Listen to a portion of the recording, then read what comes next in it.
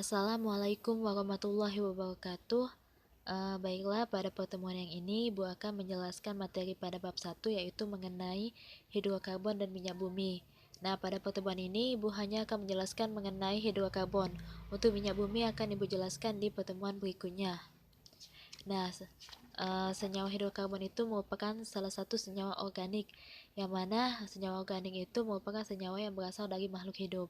Nah, selain senyawa organik, ada juga yang dinamakan dengan senyawa anorganik. Senyawa anorganik itu merupakan senyawa yang berasal bukan dari makhluk hidup. Senyawa hidrokarbon itu sendiri merupakan senyawa yang di dalamnya mengandung unsur karbon dan juga hidrogen. Di sini dapat kita lihat perbedaan antara senyawa organik dan senyawa anorganik.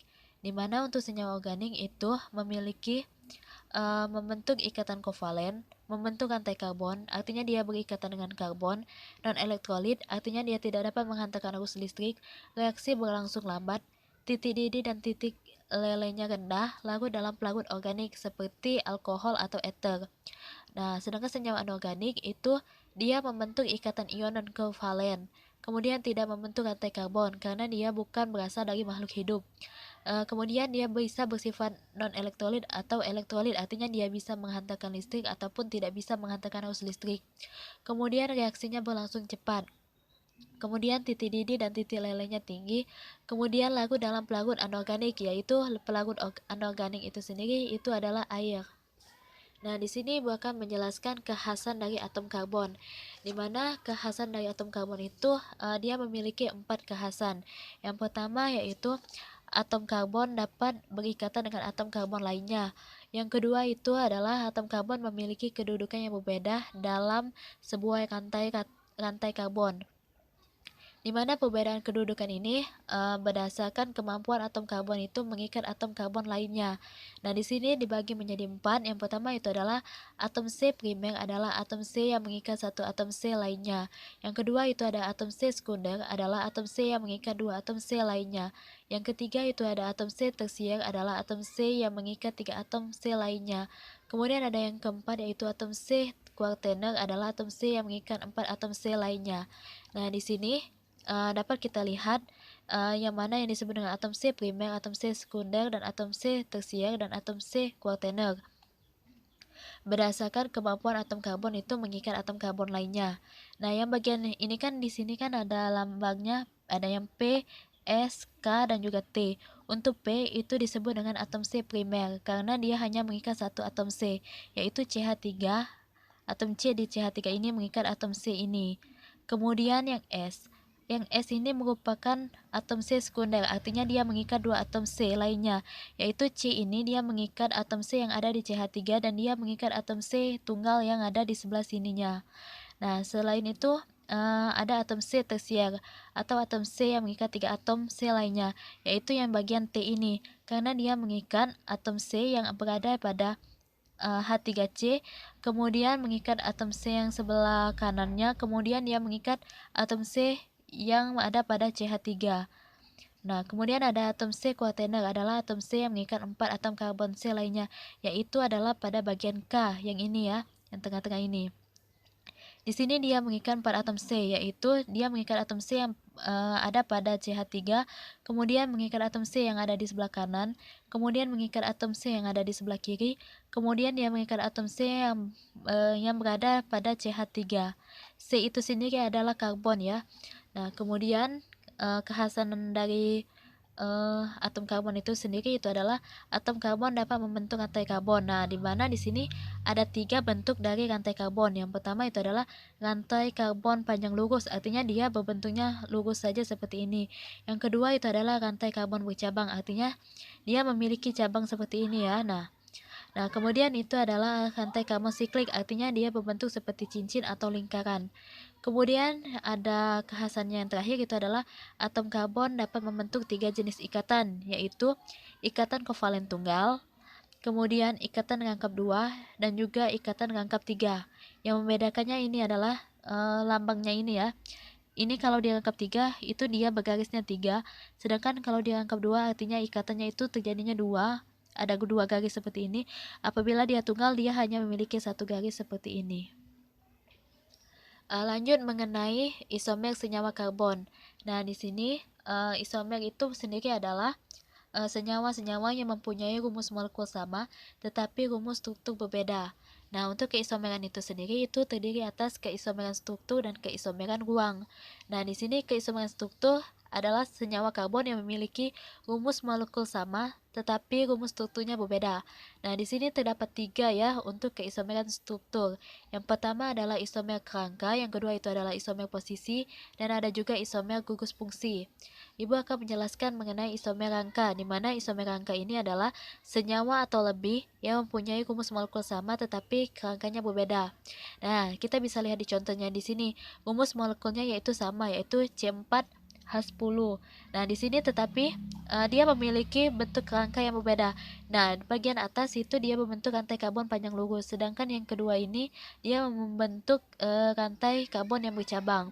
Begitu juga di contoh yang kedua, yaitu dia mempunyai molekul yang sama, yaitu C5H10, di mana di sini pada bagian atas dia membentuk kerangkanya itu adalah rantai karbon panjang lurus, sedangkan yang bagian bawah dia membentuk rantai karbon yang bercabang. Selain itu ada juga isomer posisi dan juga isomer gugus fungsi yang memiliki pengertian dan bentuk yang sama. Nah, di sini pengertiannya adalah senyawa atau lebih yang mempunyai rumus molekul sama tetapi posisi gugus fungsinya berbeda. Nah, gugus fungsi itu sendiri adalah yang ini. Apakah dia berikatan kovalen tunggal ataukah dia ikatan rangkap 2 atau ikatan rangkap 3. Nah, di sini kan dia mempunyai molekul yang sama, yaitu C4H8, tetapi gugus fungsinya dia berbeda letaknya, tetapi bentuknya sama, yaitu sama-sama berbentuk rantai karbon panjang lurus. Tetapi di sini gugus fungsinya yang CH2 ini dia berikatannya 2 dengan CH. Kemudian yang di sini yang berikatan 2 itu adalah CH dengan CH. Untuk isomer gugus fungsi itu sama saja dengan isomer posisi tadi. Nah, kemudian itu adalah ada keisomeran ruang, yaitu senyawa karbon yang mempunyai rumus molekul sama, gugus sama, tetapi susunan gugus dalam ruang berbeda. Itu isomer ruang itu dibedakan menjadi isomer geometri dan isomer optik. Nah, di sini hanya akan dijelaskan masalah isomer geometri adalah senyawa-senyawa yang mempunyai rumus molekul sama, tetapi struktur ruangnya berbeda. Nah, di kedua ini dia memiliki rumus molekul yang sama, yaitu C4H8, tetapi struktur ruangnya yang berbeda. Struktur ruang itu adalah yang bagian sebelah sini ya. Nah, yang sebelah sini. Ini disebut dengan struktur ruang. Di sini kan dapat dilihat H3C, kemudian H, CH3, kemudian H. Sedangkan yang sebelah di sini, struktur ruangnya berubah menjadi H3C, H, kemudian di sininya H, kemudian di sini CH3. Artinya struktur ruangnya itu memiliki perbedaan atau berbeda, tetapi rumus molekulnya sama, yaitu sama-sama C4H8. Ibu akan menjelaskan masalah pengelompokan senyawa hidrokarbon. Nah, untuk pengelompokan senyawa hidrokarbon itu terbagi menjadi 3, yaitu hidrokarbon alifatik, hidrokarbon alisiklik, dan hidrokarbon aromatik. Untuk hidrokarbon aromatik Ibu tidak akan terlalu menjelaskan karena dia bentuknya seperti lingkaran dan biasa disebut dengan benzena. Sedangkan untuk hidrokarbon alifatik itu merupakan hidrokarbon yang dimana atom-atomnya itu berikatan satu sama lain membentuk rantai, yaitu rantai lurus dan bercabang. Artinya apabila bentuk rantai karbonnya itu rantai lurus dan bercabang, itu disebut dengan hidrokarbon alifatik. Sedangkan untuk hidrokarbon alisiklik itu merupakan atom-atom karbon yang berikatan satu sama lain membentuk cincin. Artinya apabila dia berbentuk lingkaran seperti ini, dia disebut dengan hidrokarbon alisiklik dan diawali dengan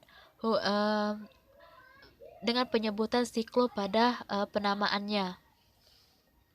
Nah, di sini juga berdasarkan jenis ikatan antara atom-atom karbon, maka senyawa hidrokarbon itu dapat dikelompokkan menjadi senyawa hidrokarbon jenuh dan senyawa hidrokarbon tidak jenuh. Di sini hidrokarbon jenuh yaitu hidrokarbon yang ikatan antara atom karbonnya tunggal dan biasa disebut di kimia itu adalah alkana. Sedangkan hidrokarbon tidak jenuh yaitu hidrokarbon yang ikatan antara atom karbonnya rangkap 2 atau disebut alkena atau ikatan rangkap 3 atau biasa disebut dengan alkuna. Di sini Ibu akan menjelaskan terlebih dahulu mengenai alkana yang tunggal tadi ya. Artinya di sini kita bisa lihat di contohnya di sebelah sini, di mana nama senyawa ini kita bisa lihat itu adalah metana, sedangkan rumus molekulnya itu adalah CH4. Artinya rumus strukturnya adalah dia memiliki 1 atom C dan memiliki 4 atom H. 1, 2, 3, 4. Inilah bentuk rumus struktur dari metana yang memiliki rumus molekul CH4. Dia memiliki 1 atom C, tetapi dia mengikat 4 atom hidrogen. Nah, di sini diberi tanda garisnya 1 karena dia berikatannya itu tunggal. Kita bisa lihat juga untuk senyawa etana. Nah, di sini rumus molekulnya itu adalah C2H6. Nah, di sini kan C-nya ada 2. H-nya juga harus berjumlah 6. 1, 2, 3, 4, 5, 6 sesuai dengan rumus molekulnya tadi. Di sini juga ikatannya itu adalah 1 antara karbon dengan hidrogennya itu terjadi ikatannya itu 1 karena dia disebut dengan alkana tadi.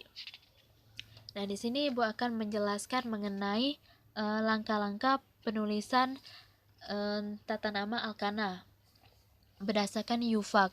Nah, di sini untuk menetapkan nama berdasarkan UVAC yaitu yang pertama itu adalah menetapkan rantai karbon terpanjang dalam molekul sebagai rantai utama atau rantai pokoknya. Nah, di sini kita bisa lihat di contohnya. Ini kan rantai bercabang, artinya kita disuruh mencari yang mana rantai karbonnya yang terpanjang.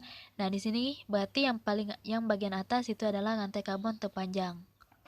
Sedangkan yang ini adalah bagian cabangnya. Untuk kedua itu juga sama, yang ini adalah rantai karbon terpanjang. Sedangkan ini adalah rantai cabangnya. Kemudian yang kedua itu adalah menetapkan cabang yang terikat pada rantai utama. Nah, nama cabang ini diturunkan dari nama alkana dengan mengganti akhiran ana dengan akhiran il, atau biasa disebut dengan gugus alkil.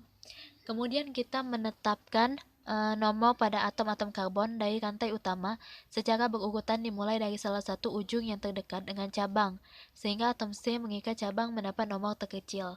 Di sini kita bisa lihat di mana penomorannya dimulai dari sebelah kiri, yaitu 1, 2, 3, 4. Hal ini dikarenakan atom C di sebelah sini paling berdekatan dengan karbon yang bercabang yang ini. Jadi penomorannya dimulai dari sini.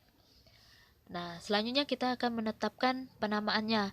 Nah, di sini ada beberapa aturan dalam menetapkan nama senyawa alkana, yaitu yang pertama, rantai utama diberi nama alkana. Kemudian kedua, nama cabang disebut lebih dahulu, disusun menurut abjad dan diberi awalan yang menyatakan jumlah cabang tersebut. Kemudian disambung dengan nama rantai utama. Yang ketiga itu adalah jika terdapat 2 atau lebih cabang yang sama, maka diberi awalan yang menyatakan jumlah cabang tersebut. Kemudian yang keempat itu adalah penulisan antara angka dan huruf dipisahkan dengan tanda strip atau garis seperti ini, sedangkan antara angka dengan angka dipisahkan dengan tanda koma. Nah, di sini kita lihat contoh penamaan dari senyawa alkana berdasarkan UVAC. Nah, di sini kan penamaannya itu yang didapat itu adalah 2-metil pentana. Hal ini dikarenakan pertama kita tentukan dulu rantai karbon terpanjangnya. Artinya rantai karbon yang terpanjang itu adalah yang bagian atas ini ya. Ini adalah yang cabangnya. Kemudian kita berikan penomoran. Nah, penomoran itu kan berdasarkan rantai karbon panjang atau rantai karbon utama itu yang paling berdekatan dengan rantai karbon cabang. Artinya dari sebelah sini. Artinya kita beri nomor dari sebelah sini dulu, yaitu 1, 2, 3, 4, 5. Nah, kemudian kita mulai dari penamaannya itu dari yang bercabang tadi. Artinya kita mulai dari yang ini. Nah, di sini ada 2, maka di sini ditulisnya 2. Kenapa ini disebut metil? Ini adalah salah satu nama dari gugus alkil. Nah, di mana CH3 itu disebut dengan metil, sehingga di sini ditulis namanya itu adalah 2-metil. Sedangkan pentana, hal ini dikarenakan dia memiliki 5 atom C, sehingga dia ditulis menjadi pentana. Di sini kan ada 5. 1, 2, 3, 4, 5. 5 atom C. Nah, jadi itulah mengapa namanya menjadi 2-metil pentana. Lanjut ke contoh yang kedua, yaitu di sini namanya menjadi 4-etil 3-metil heptana.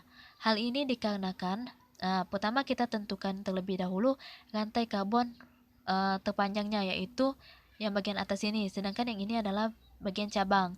Kemudian kita memberikan penomoran. Penomoran itu berdasarkan yang paling dekat dengan rantai cabangnya tadi.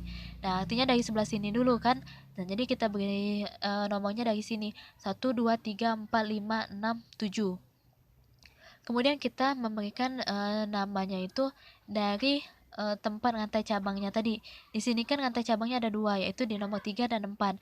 Tetapi yang memiliki rantai yang paling panjang itu adalah yang ini, yang nomor 4. Artinya di sini kita tulis 4.